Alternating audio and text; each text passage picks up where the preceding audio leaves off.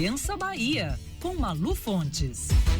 Pois é, Malu Fontes, nossa colunista também do dia a dia, principalmente no Primeira Edição, hoje está aqui conosco ao vivo e em cores. Ela que é jornalista, colunista da Band News FM, já lançou vários artigos sobre o uso não tão civilizado assim da rede social. Boa noite, Malu, já ia te dar bom dia. É o hábito, Silvana. Boa noite, né? Apesar de ser uma noite um pouco difícil, complexa e com uma cidade completamente diferente das noites normais de Salvador, é uma rotina que a gente não via há muito tempo, para muita gente não viu nunca. Então é um dia de fato profícuo para a gente que é jornalista. O desafio de falar disso é muito desafiador mesmo. Pois é, a gente vai agora direto para a região ali dos Barris, onde quem está é Felipe Costa. Felipe que acompanha desde cedo o início da manifestação aqui em Salvador, porque Malu Fontes vai ficar com a gente aí durante o programa inteiro. Hoje nós vamos até às 7 da noite. Felipe Costa, qual é a situação aí? Houve um recrudescimento da situação, a ligação de Felipe caiu, a gente vai tentar um novo contato com ele. Agora, Malu, como é que você está vendo essa movimentação que foi feita também através das redes sociais, né? E a integração do país através das redes? Silvana, cada vez, por incrível que pareça, eu me surpreendo mais, né? Porque tanto pela adesão em termos de quantidade de pessoas. 20 mil pessoas, segundo a Secretaria de Segurança Pública. Exatamente. Quanto em termos de, vamos dizer assim, as características qualitativas do movimento, que cada uma tem cada pessoa que sai de suas casas, inclusive gente com filhos, gente que é famosa, que tem espaço na mídia, estava vendo hoje pessoas, nomes que são aí, né, do axé, então poderiam estar lá em seus camarotes, inclusive, acho que numa hora dessa, inclusive, a gente deve elogiar, sim, essa participação, porque é desse povo, é dessa cidade sofrida, é dessa cidade com seus problemas, e esses problemas é que estão na rua, na verdade. Ninguém está lá para se divertir, né? Ninguém vai apanhar, botar a cara a tapa, né? Para falar, para dizer, olha, vim aqui me divertir, fazer um programa diferente. Eu acho muito louvável que finalmente parece que a população acordou, né, diante de uma realidade social que é muito difícil, e que a impressão que a gente tem, Silvana, desde que a gente é gente, se entende por gente, como essa expressão clichê, é que parece que no Brasil tudo é permitido por parte dos governantes, e o povo amém, ninguém diz nada, a gente só discute em mesa de bar. Ficávamos ali deitados eternamente em berço esplêndido. E só com duas palavras, as pessoas no Brasil meio que assim, quando você fala de uma coisa absurda, fala assim, isso é um absurdo, então é complicado, né? A gente saiu do complicado e saiu do absurdo. Ô, Silvana, isso é uma benção. Eu acho uma benção. Antes da gente continuar, Malu, nós vamos agora sim aos Barris com o repórter Felipe Costa. Felipe, qual é a situação aí? Vamos ter uma situação bastante tensa, desculpa, eu vou tossir, eu acho, porque tem bombas de gás lacrimogêneo sendo jogadas de novo aqui na região dos Barris, em frente à delegacia dos Barris. Havia uma concentração imensa de manifestantes aqui em frente à delegacia dos Barris. Eles estavam se concentrando novamente para continuar com o protesto, eles que foram dispersos ali da Avenida Joana Angélica. A polícia vinha atrás, lançando bombas de gás lacrimogêneo, e a multidão inflamada começou a destruir ônibus que estavam parados aqui em frente à delegacia dos Barris. Uma intensa quebra-quebra. Agora algumas pessoas estão tentando entrar na delegacia dos Barris para se abrigar. Quebraram também o carro da Polícia Civil do COI, que estava estacionado em frente à delegacia dos Barris. Quebraram um toldo que estava montado também em frente à delegacia, e uma fileira de micro-ônibus também com os vidros quebrados pelos manifestantes que vinham fugindo aí das bombas de gás lacrimogêneo da polícia. Agora tem um carro começando a pegar fogo. A polícia tenta agora apagar o fogo desse veículo. E a situação aqui é bastante tensa, as pessoas começaram a correr, porque pedras eram lançadas de um lado para o outro, as pessoas correram e agora foram dispersas, mas a situação é tensa aqui em frente à delegacia dos Barris em Salvador. Porque você falou que um carro do COI, da polícia, né, que pode ser tanto da polícia militar quanto da polícia civil, foi destruído, e esse veículo que está pegando fogo, é possível ver se é um veículo particular, se é um veículo público? É um veículo, deixa eu só correr para o lado, porque aqui por trás não dá para ver se é, mas tem alguma marca de alguma empresa aqui na lateral, vou tentar ver, da Prefeitura de Salvador.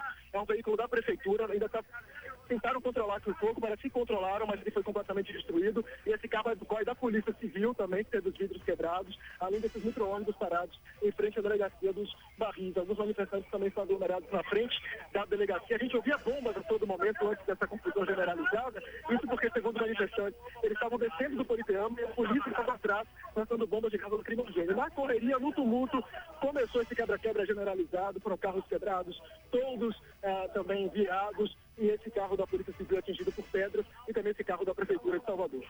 Tá certo, Felipe Costa, nós estamos aqui com as linhas abertas para você entrar no momento que você quiser, contando aí ao nosso ouvinte, levando a quem está no seu carro, saindo de Salvador, a quem está em casa, no trabalho, o que está acontecendo nesse minuto aqui na capital baiana. Agora 6h26. Nós vamos a um outro ponto da cidade com Sandro Badaró. Sandro, a situação recrudesceu lá na região dos Barris, com o carro do COI da Polícia Civil destruído, com vidros destruídos, e também um veículo da Prefeitura que teve fogo ateado, foi incendiado. Qual é a situação e em que lugar você está? Olha, Silvana, eu estou na rua de entrada ao Politeama, bem próximo à sede da Transalvador, onde é mais um momento de tensão, de muita discussão entre policiais e manifestantes.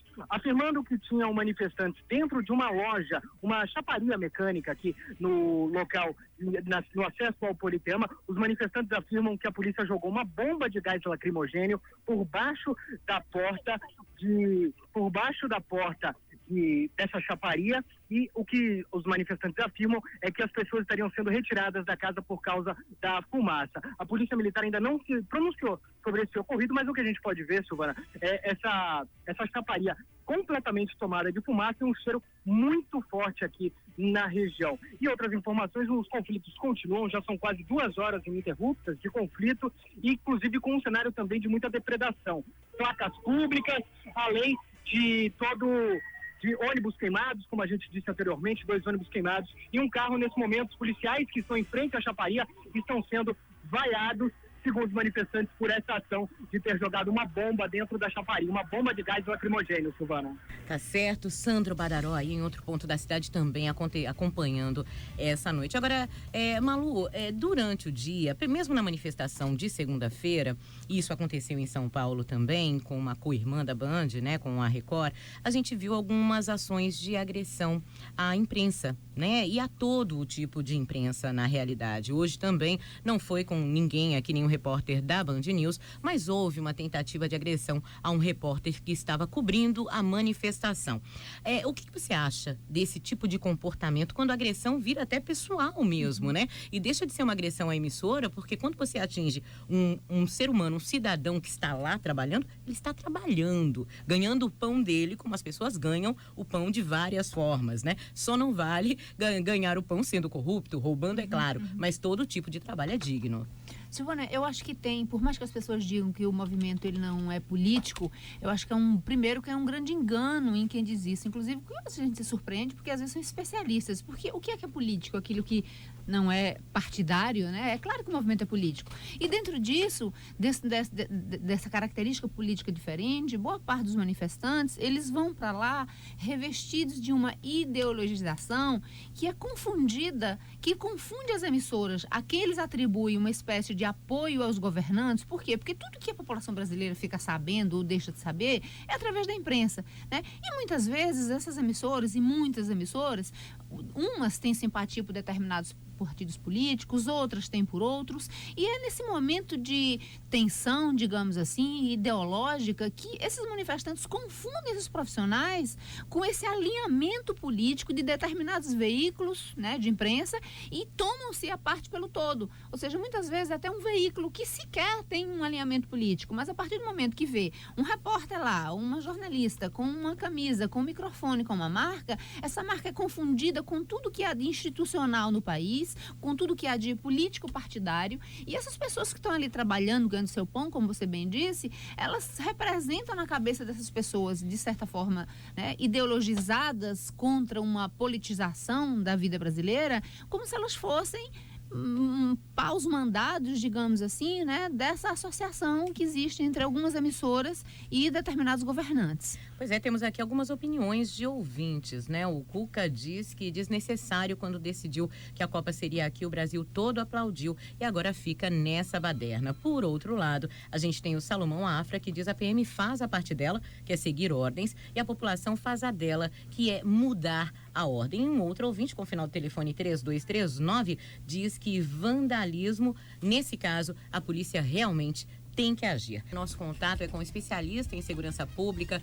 professor do curso de capacitação em segurança pública da UFBA e coronel aposentado da Polícia Militar, Jorge Melo. A gente recebeu uma informação aqui da polícia, uma nota na realidade, dizendo que as ações desenvolvidas estão em consonância com os padrões técnicos e legais do uso progressivo da força. Eu queria entender um pouquinho o que é esse uso progressivo da força, já que a informação que os nossos repórteres, inclusive, nos trouxeram, em especial um deles, as informações que eles trouxeram, é que houve um momento no início do confronto em que o gás lacrimogênio já havia sido disparado, já havia uma cortina de fumaça, os manifestantes estavam recuando e o gás continuava a ser jogado.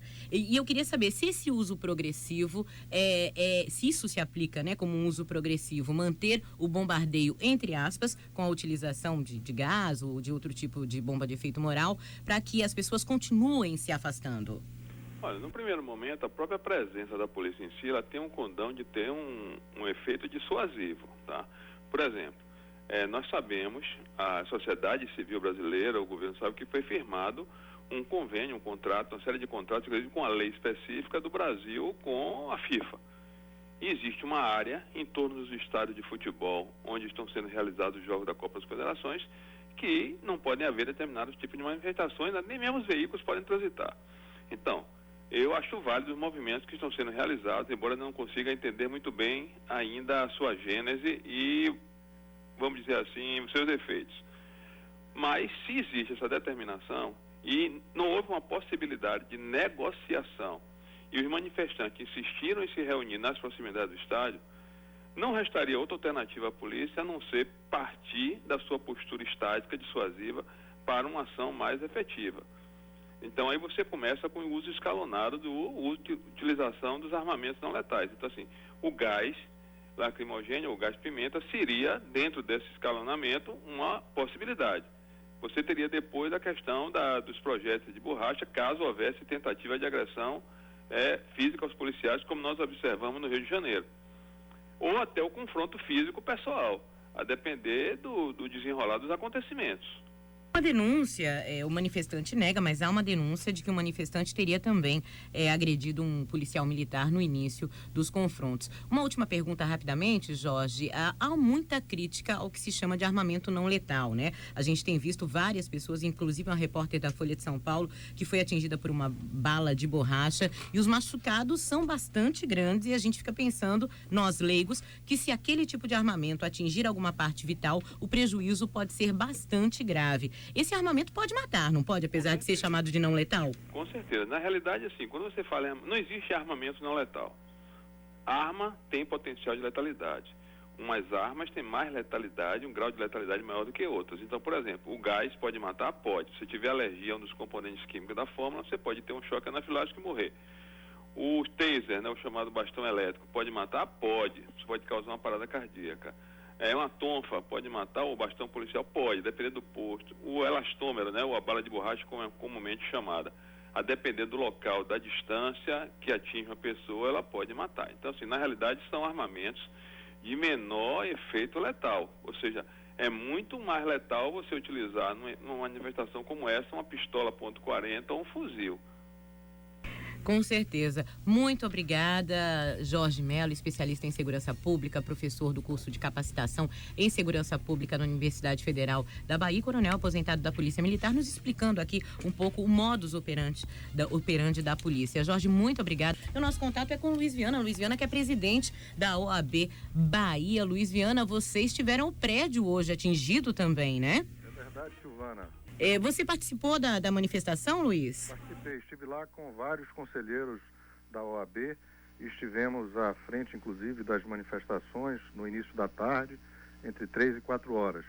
Fomos do Campo Grande até a porta da sede da OAB. E qual foi a situação vivida nesse momento? Era um momento de tranquilidade ainda? Esse momento era um momento de tranquilidade. Logo em seguida, a partir das 4h30 mais ou menos, iniciaram-se confrontos com a barreira policial que estava à frente do Colégio Central, que lançou projéteis de bomba de gás e lacrimogênio contra os manifestantes. E qual foi a sua avaliação, Luiz, estando participando ali da manifestação, estando no prédio, né, da OAB, um prédio que acabou também sendo pichado com frases não contra a instituição, mas frases de ordem mesmo, né? Qual foi a sua avaliação? Deu para saber exatamente o que houve aqui? Se o que houve foi similar ao que aconteceu na primeira manifestação de São Paulo, com a polícia agindo arbitrariamente, ou se o que houve foi o que aconteceu, por exemplo, ontem, né, em São Paulo e no Rio de Janeiro, com um grupo muito pequeno de pessoas que se travestiram de manifestantes para vandalizar uma parte da cidade? A minha avaliação, Silvana, é de muita preocupação. Ao mesmo tempo que é preciso garantir as liberdades constitucionais de manifestação e reunião pacífica, não é possível também admitir que haja excessos contra pessoas ou patrimônio. Eu considero que não é possível que jogos de futebol sejam mais importantes que os direitos fundamentais dos cidadãos brasileiros, mas também não pode haver ameaças a pessoas e patrimônios. Gostaria de aproveitar a oportunidade de estar conversando com você e dizer que a OAB conclama a todos a pacificação dos espíritos e sugere aos governos, sobretudo o governo federal e estadual, que negociem, formas de garantir as manifestações pacíficas com lideranças legítimas que possam negociar. E a OAB, como sempre na sua história, estará atenta e à disposição para qualquer negociação. Tá certo, nós ouvimos aí Luiz Viana, presidente da OAB Bahia. Luiz, muito obrigado. Malu, essa questão das lideranças, né? Porque a gente vê uma profusão mesmo, como a gente conversou logo cedo hoje, uma profusão de causas, né? De direitos que querem ser exercidos. E é difícil a gente ver uma liderança nessas manifestações, isso em todo o país. Eu acho, Silvana, inclusive, que essa é uma das marcas desse movimento, né? Que é a falta de liderança. Eu fico olhando esse movimento e fico lembrando muito, né? Que de um movimento que já está meio fora de modinha, né? Para a geração atual, mas que para a nossa faz sentido lembrar ainda, que era a causa do subcomandante Marcos, mexicano, lembra? Inclusive, ele se chamava de subcomandante, né? E perguntamos por que sub? Cadê o comandante? Ele, porque o comandante são todos. Eu sou um dos subs. Todo mundo é sub, né? E aí ele usava máscara. Não sei se vocês lembram que ele usava sempre a cara coberta. Eu dava entrevista com a cara coberta e pediam para que ele tirasse a máscara. Ele dizia, não, mas o meu rosto é o rosto de todos.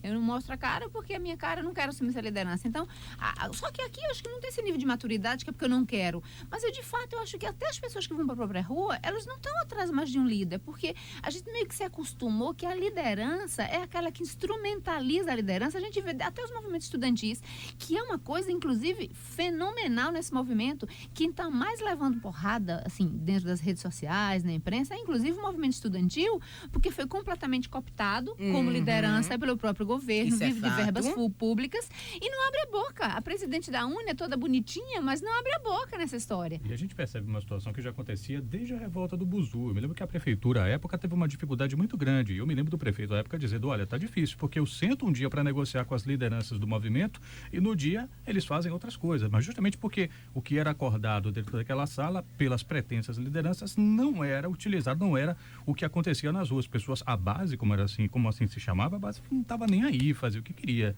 E aqui a gente está tendo uma coisa bem parecida. As pessoas, um movimento multicêntrico, como você está falando. Eu acho que, Silvana, essa coisa do sindicalismo, do sindicato, isso meio assim, com a chegada do PT ao poder, né? Acho que os movimentos sociais, a gente vê análise sobre isso toda hora, foram meio que cooptados e houve, inclusive, essa decadência, eu diria assim, da credibilidade das lideranças. Porque pensa-se logo na liderança, a liderança vai se candidatar a vereador na próxima eleição, a liderança vai ser cooptada, vai ser chamada para um partido político.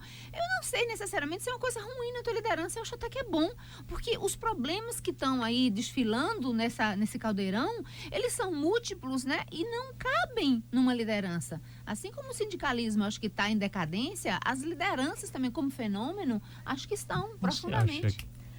E o ouvinte Gés Reis diz aqui que esses conflitos, essas manifestações acontecem, assim como acontecem em todos os estados. E se é bom, ele diz, óbvio que não, mas também não invalida nada. Um ouvinte, Arlete Pellegrini, diz que é a favor da manifestação contra esta bagunça que está virando. Ninguém sabe mais quem é quem, os políticos estão no meio. E um outro ouvinte, o Elber Cunha, ele é funcionário público, diz que estava participando da caminhada pacífica, diz que a passeata transcorria com tranquilidade, com a participação de de vários adolescentes, pais com seus filhos e senhoras. E ele diz que quando a passeata chegou próximo ao Instituto do Servidor Público, antes do Colégio Central, no bairro de Nazaré, os policiais agiram com truculência, lançando bombas de gás lacrimogênio e disparando balas de borracha.